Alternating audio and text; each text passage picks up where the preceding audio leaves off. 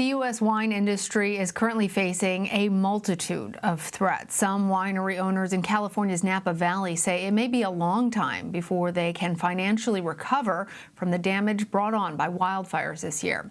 Many of their crops and equipment have been destroyed beyond repair. The coronavirus pandemic has also led to a substantial decline in vineyard visits, and it's also caused a shortage of skilled field workers.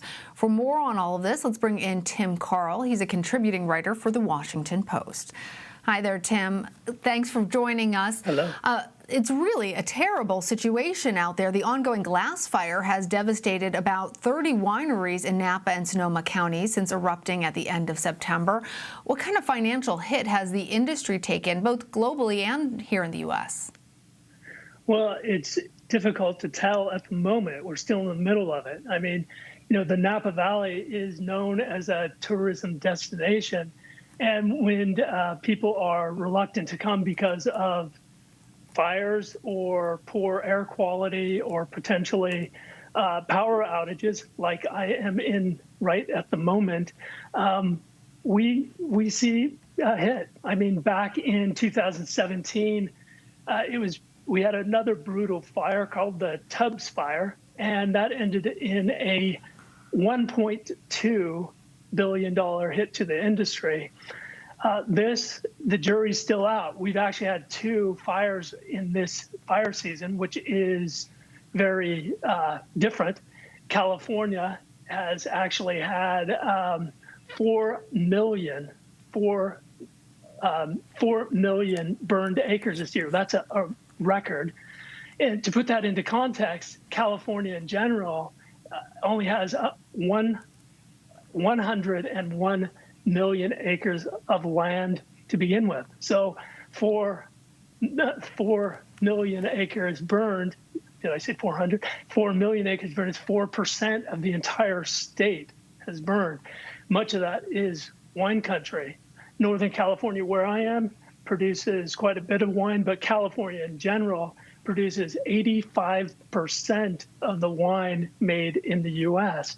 And so the fires that are devastating California, but then also devastating states like Oregon and the state of Washington just up north, can have detrimental effects not only in the short term, but then also in the long term. If you think about wine is harvested from grapes that come in once a year.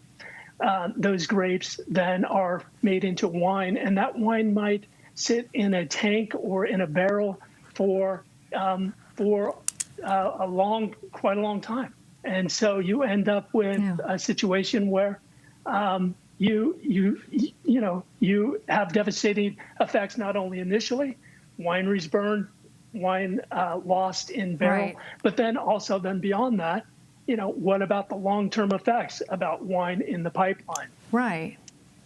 And that's one of the things that I think is very interesting about wine and the vines, which many people might not know, how these vines are cultivated over generations. And in your piece, you discuss how the fires and smoke actually impact the taste of the wine and grapes in the future. Talk to us a little bit about that. Yeah, so it's not just fires that might affect a winery or a vineyard in the short term. The problem with nearby fire to a vineyard is that the smoke can actually adhere to the grapes. So even fires that can be relatively distant, the smoke, if it drifts into a community of vineyards, then that smoke can go ahead and adhere to the waxy skins of the grapes and then end up becoming a part of the wine itself. And the tricky part about what we call smoke taint in wine is sometimes it's detectable early in the process, and sometimes it's actually only detectable years into the process. And this just has to do with the way things evolve in wine, but it can wreak havoc in the short term, in the medium term, and in the long term. And so when we talk about economic impacts, in terms of the wine industry in California, that's a $71 billion a year industry. And in Napa Valley alone, Napa Valley sees, at least in 2017, it saw 3.8 million visitors. It spent $2.2 billion in this relatively small region.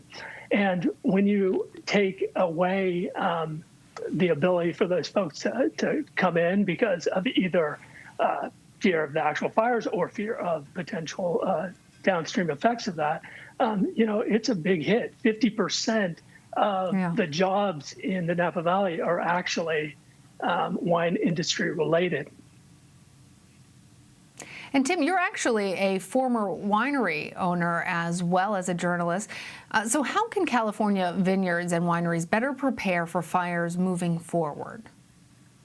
Well, I think, we're all evolving very quickly. If you think about the wine industry, fires were rare until just relatively recently. I remember my first bout with smoke taint was in 2008, and it was relatively a small vineyard up north in Mendocino, which is up even further north in California. But if you have the ability to basically train for these fires year after year by having a look at how smoke taint might affect wine, but then also creating protective barriers around vineyards and wineries, and then also buying generators to deal with the power outages and these types of things. But vineyards in and of themselves are typically fire breaks for most fires. And so vineyards have been a godsend for many of these communities. If we look back at some of these fires that have occurred over the years, there have been numerous instances where the actual vineyards, because they are, groomed and weeded and really taken care of, really have been a godsend in terms of providing these fire breaks. So one thing that winery owners are really looking at doing in the future is surrounding structures with vineyards. And this can be a really positive thing for the industry in that it provides more grapes, but it also provides a potential fire breaks. There's also communities that are looking at vineyards as potential fire breaks around communities. And so this is very something interesting that, folks are looking at. All right, Tim Carl, thank you. Thank you.